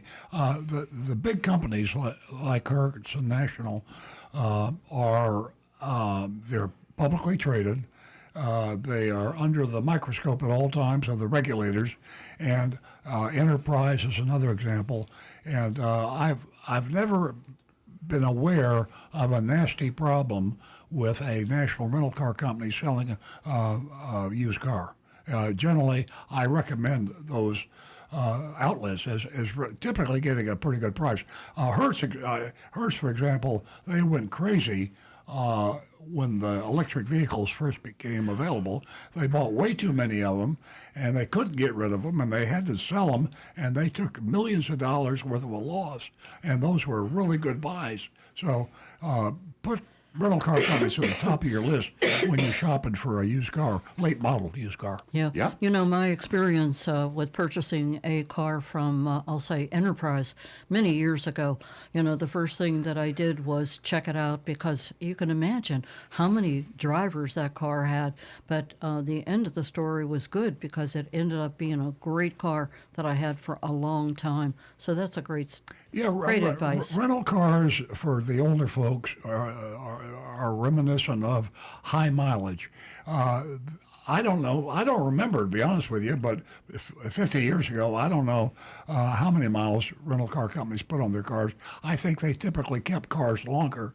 Today's rental cars cycle their cars typically either yearly or bi-yearly, or, I mean, you don't see old cars for sale on Enterprise or National or Hertz. You see later model cars with lower mileages. The rental car companies of today don't put 100,000 miles on a car. They don't put that many miles on a car, and they turn them over and sell them. And as I say, it's generally a safe place to buy a used car. Great information. We have about 3 minutes until the mystery shopping report. What do we want to cover, guys? Well, we are pretty caught up on the texts and on YouTube here. I've got. This is something interesting in automotive news that is like a why didn't anybody think of else? Think of this category. The manufacturers today are struggling. You got Nissan about ready to go broke.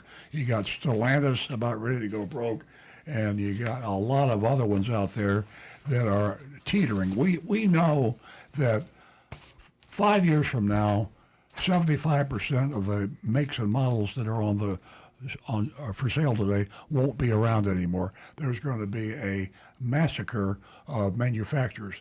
The people who can survive are going to be able to have to build. I'm sorry, but you hit the time limit. New car, and also to build one that has a reasonable amount of mileage on it, and so on. ChatGPT has told you you exceeded your time. Just having a mental breakdown now. I think we're going to either fire Chat or we're going to put him in jail. Hang in there. It happens to the best of us. He's Just take a deep breath, and things will get back on track. If there's anything I can do to help lighten the load, just really say the word. Talking to you on the phone now. I got this idiot Chat talking to me on the phone right now, and we're going to say we may just dismiss him. And so the truth is out. Yeah.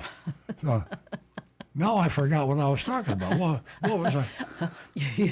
You were talking about the article that we were reading in the automotive news this morning about the massacre of dealerships and pick it up. Yeah. Well, I have no idea which article that was, but here we are. I was looking at automotive news. Toyota has installed something called a flex line in their manufacturing plants. And I was going to back into that from the fact that all the other manufacturers are shutting down plants. Hyundai's going broke, Stellantis is going broke, and a bunch of others will go broke. And one of the reasons for that is that their preparation and their lack of awareness of what should they build? Should I build hybrids? Should I build combustion engine cars? Should I build all electric vehicles? Should I build autonomous? Do I build a combination? And all those different technologies require, it has up until recently, a different plant. So Ford just gave up, I think, and a lot of others have just thrown in the towel. They're trying to merge with another company. So in this auto manufacturing world massacre going on, here comes Toyota. Guess what? They can build now, and they're doing it right now, in a U.S. plant. They're building electric vehicles and combustion engine vehicles on the same assembly line. And Rick? Interesting. Yeah. Okay, folks. We just don't have any time left. We'll have to eliminate the mystery shopping report. Okay. Would you like to go to it? The mystery shopping report is from our, Agent Lightning, who does a fabulous job week in, week out, and she was in Tennessee. And if you want to vote on the mystery shopping report, 772-497-6530. Now back to Earl. Yeah, we normally ask ChatGPT to vote, but he's having a nervous breakdown right now, and we'll give it a try later on and see what I think happens. you should give him a second chance. Maybe. I'm thinking about it. Yeah. Okay. Our mystery shopping report, as Nancy just said, is in Murfreesboro, Hyundai in Tennessee. And to tell you where that is, it's about 30 miles southwest of Nashville. So Murfreesboro is just a little bitty place. It's in central Tennessee.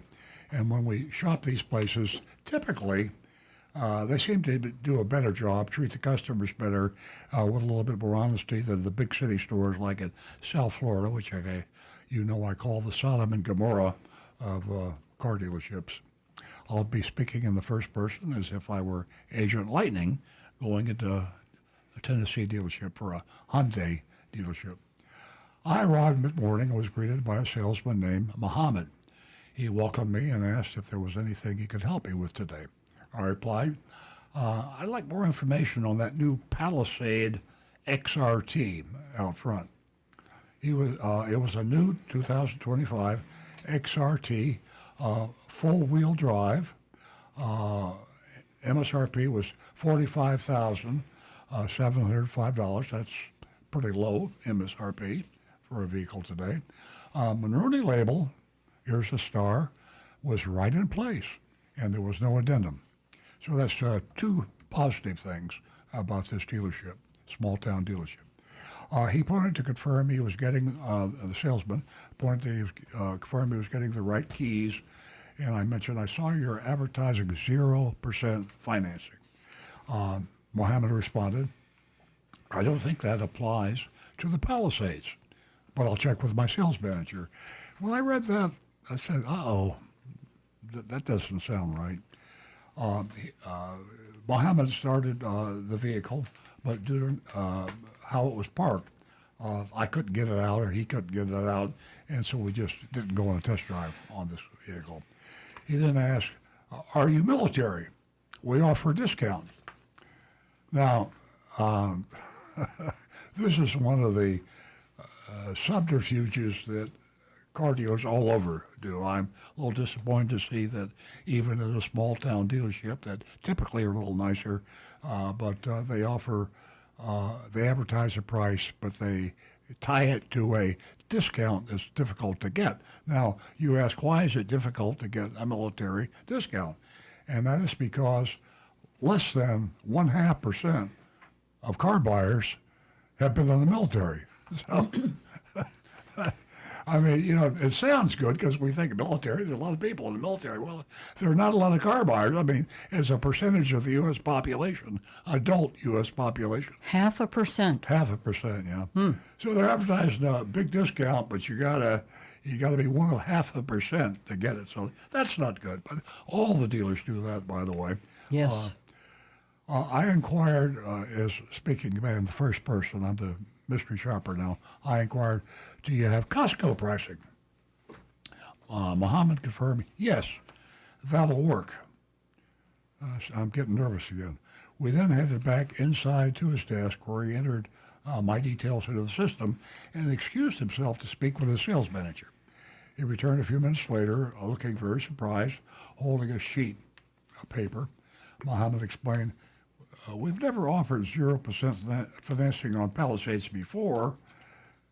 Again, that sounded fuzzy, but I proceed. As of 7:30 this morning, we do. And handed me the sheet. So right there, I stopped reading this when I was home this morning before I came into the radio show. This discount, on this particular Palisade, did go into effect just now. So it explained why Muhammad was not aware of it and why the sales manager just noticed it at 7:30 in the morning. So he handed me the sheet. So that's all legitimate. So my concerns were not justified.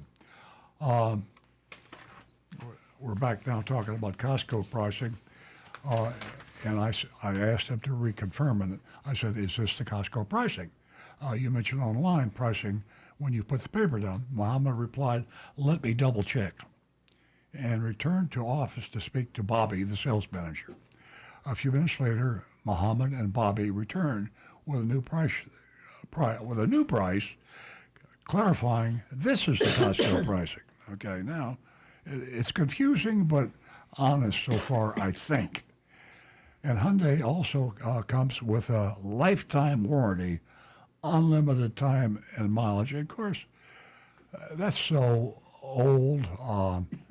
A warranty isn't a warranty isn't a warranty. There are all kinds of warranties. You have BS warranties. You have complete warranties. You have bumper-to-bumper warranties, which aren't really bumper-to-bumper.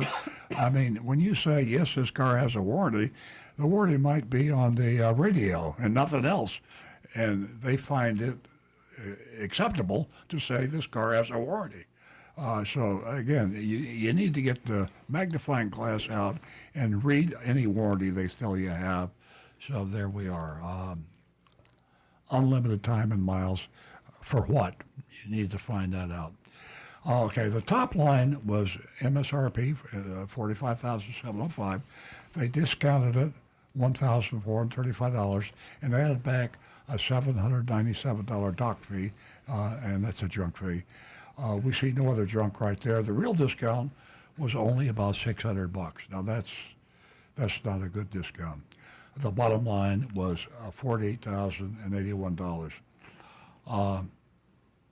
I question if this is really Costco pricing, and of course, the shopper, I didn't ask to see the Costco pricing sheet. If they were really a Costco approved member, I could have found out online, or I could have asked to see the Costco pricing sheet, which has got the out-the-door price on every model car they sell. Mohammed probably added enthusiastically, they probably won't last long with this 0% financing. That may or may not be true. When I saw the email at 7:30 this morning, I could hardly believe my eyes. Honestly, until I just entered the VIN number, I wasn't even convinced, but now I'm a believer. And that's true. The 0% financing just happened on that model. Bobby asked Mohammed to print out the window sticker for me, highlighting the warranty, and included maintenance, and then showed me another sheet. Mohammed concluded, thanks for coming in today. Just let us know when you decide, no pressure, but these will likely be flying off the lot. Standard buff comment there. I said they probably will be. I thanked them for an easy experience and left. So there you have it. We grade on the curve, as you regular listeners know. We don't give out very many A's at all.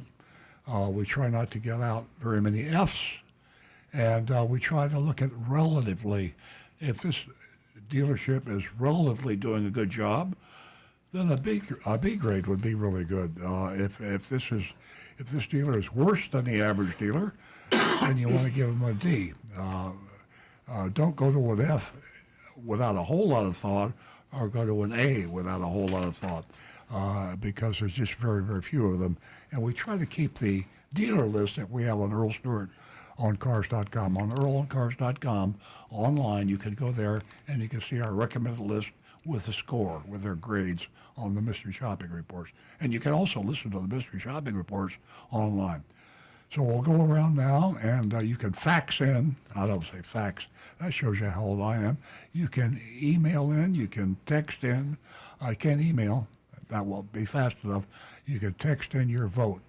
And you can do that at 772-497-6530.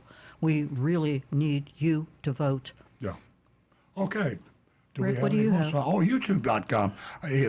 This is not a good show for me. We're on YouTube.com/Earl on Cars. We're on Facebook.com/Earl on Cars. And there's a lot of stuff going on that I should have mentioned that earlier, but I didn't. I'm sorry. All righty. Well, I've got Florida Two-Step says, this one is tough. 0% is suspicious. Dock fee is garbage. The price discount is, B,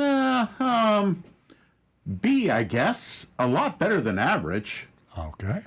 Bob from Maryland says, B, minus junk fee and faking a Costco deal. But that's still not too bad. Joseph Kelleher says C+.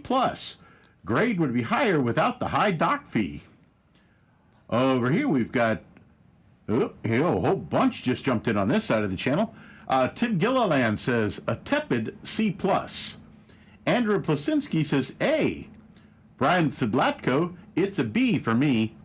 Mark H, C. 0% means nothing for cash buyers. No rebate for cash customers. Tom Steckel, B. Much better than any South Florida Hyundai dealer. A bit too much back and forth. Empower the salesman to improve the experience like JM Lexus.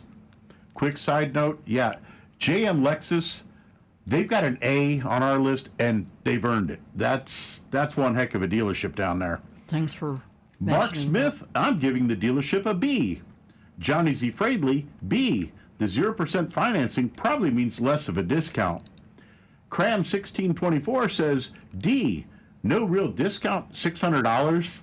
Out the door, wait until you get into the box. And that is true, folks. In the box, they can sometimes get you.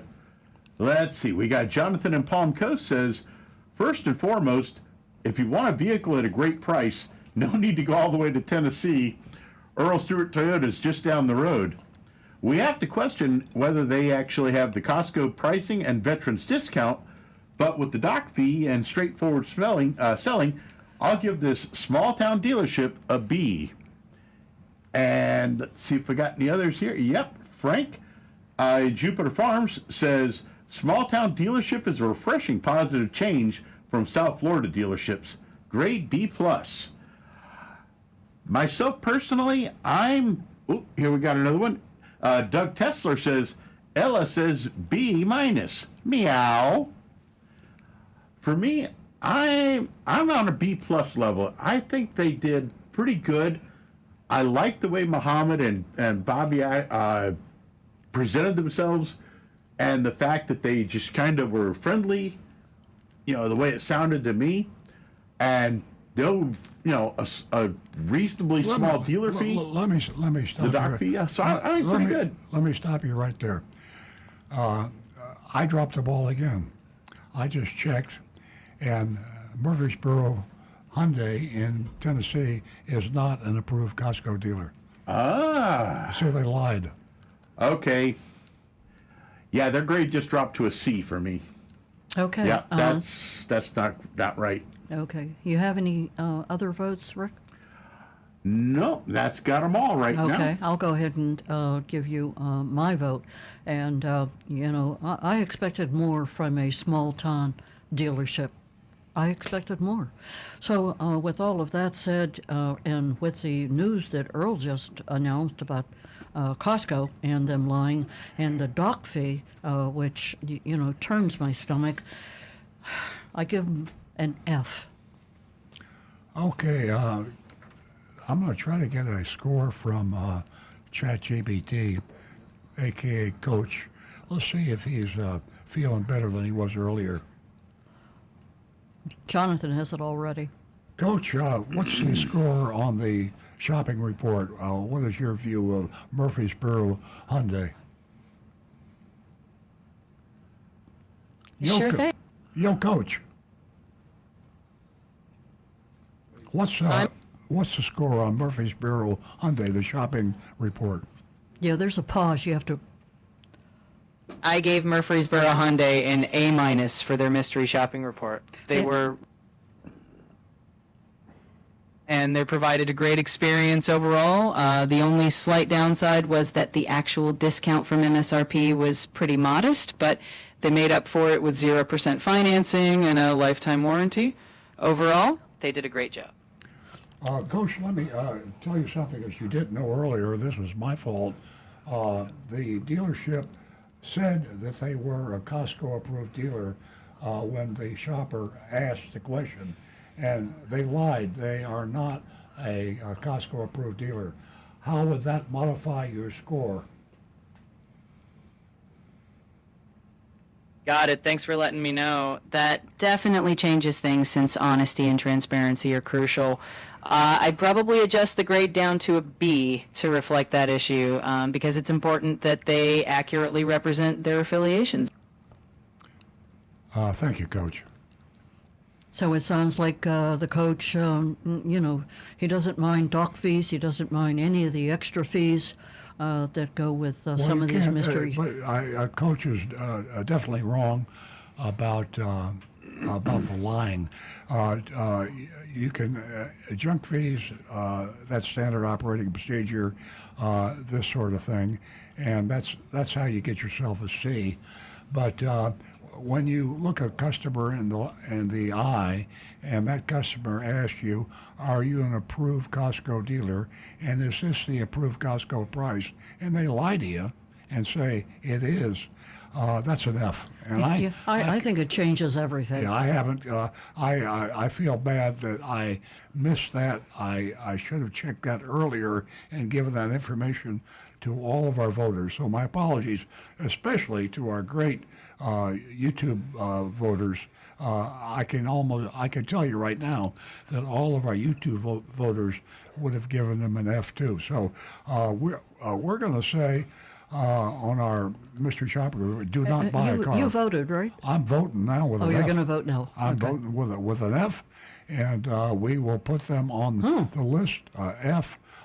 If you're buying a car from a Hyundai, buy it from any place other than Murfreesboro Hyundai in Tennessee, because they're liars. Yeah, well, that makes me feel better that you did change your vote because, transparency is very important here, and leading, a potential customer astray from the get-go. For the, small-time dealer, this is what I'm talking about. You're referring to my vote in the car on the way to the dealership? On the way to the radio show? No, right here. Yeah. No, I never said there was a C. I said it's an F, and because I went on. Okay. Does Rick want to change his vote? He did. Jonathan, how much time do we have? He did. I'm dropping mine again. F. F. Okay. Yeah. Okay. I don't like liars at all, ever. Okay. And ladies and gentlemen, if anybody wants to text in changing their vote, whether it be a text, YouTube, do so. We have time. Yeah. And Rick will be my father watching. raised me with one simple principle. He didn't tell me honesty is the best policy. He said honesty is your only policy. Yeah. Absolutely. I learned that one. Because we still got some time here. There's an article that in Automotive News that Nancy and I were talking about on the way to the show. And interestingly enough, yesterday we were driving around somewhere, and I said, "What is that car in front of us?" We're on the road, and they says, "I don't know. What is that?" And I pulled up close where I could see the logo, and it was a Mercedes. It looked like a Toyota Corolla or a Honda. It looked like an inexpensive car.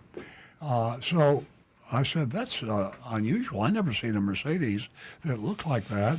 And then in Automotive News, they were talking about the Mercedes A-Class entry level.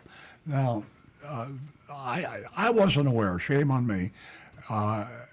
Mercedes is selling a car for about $60,000, when before that their average car was probably much more than that. And I think that's a mistake. I throw that out there because if you look at General Motors, they build the Cadillac and the Chevrolet. If you look at Toyota, they build the Toyota and they build the Lexus. You look at Acura and Honda. There's always a cheap model and a luxury model. The reason for that is to preserve the luxury vision of you leave the store, you're a valet parker. You say, I have the white Lexus, or I have the white or the blue, whatever. People are proud of owning a luxury car. I mean, the people that own them are proud. I don't think anybody in this place should be proud of the car they drive, but people do, and that's the reason they buy the car. Yeah. So we want you to know, if we had our phones open, because we have so much time going today in this chaotic show, and I apologize in advance for this chaotic show. Think about that when you're buying a car. Yeah, well, we're live. So, hey, to what you said, it's so telling to see these cars more than the Mercedes. But, up in the north end of town, we're looking at a Rolls Royce. We're looking at a Ferrari. Everything has changed. You can't recognize them like you used to. Lamborghini Look at is that. making Yeah. an SUV, a little SUV Yeah, a little by toaster. Lamborghini. A little toaster. Like, really? I guess on the other side of that coin, the guy that buys a cheap Lamborghini or the cheap Mercedes can say, "Hey, guess what I just bought? I just bought a Lamborghini." I didn't say it was cheap. You can't even find the price for it online for that Lambo. Well, it's still $60,000 for a Mercedes is cheap. So. Yeah. South Florida Two-Step says, I would have given an F on it. He says, but I don't know if the salesman actually knew or not, so I can't punish the entire dealership because of one salesman. I'm still at a C minus. Can't bring myself to punish all for the actions of one. Well, it's more important to punish the manager than the salesman. Or right. The salesman will be gone in a week, but the manager will be there for a long time. So how about the owner? If How you about got a liar hands-on? for a manager, well, all the owners are liars. Yeah. Here's some other news about Consumer Report. Did you know that there were 8 cars and SUVs that lost Consumer Report's recommendations? Yeah, that's telling. So there's a lot of people who really don't believe in Consumer Report. I've got a lot of texts, in that direction. And I think that Consumer Reports really does a great job. We have 2 minutes left. Anybody? Yeah, I'll say I took a shot at owners, and I'm not going to apologize. Owners of cars, maybe lying is too strong a word, but what you're doing is denying plausible deniability. So all you big shots out there that are supposed to be so honest, and you got the country club, you got the ski lodge in Vail, and you're getting written up in the paper, and this wealthy man is so distinguished, and his dealerships are raping the public and stealing and lying, and they say, "Oh, I didn't realize that." So when something comes, fire that guy or fire that guy. He's got 50 dealerships, and he's suddenly surprised. Ed Napleton, for example. Ed Napleton, he doesn't know anything that's going on in any of his dealerships. So that plausible deniability, to me, is worse than lying because that's how they can afford you it. control the lying. So you dealers out there, sue me, you bastards. Okay. Oh, boy. That's how they can afford a trip to Tierra del Fuego. I can see that the show has turned a corner. With that said, I'm going to wrap it up because I think Jonathan's wiping tears from his eyes. I'm not sure. Anyway, we'll be right back here next week live. You can expect anything from Earl on Cars right back here on the Oldies channel at 8 a.m. Everyone have a beautiful weekend.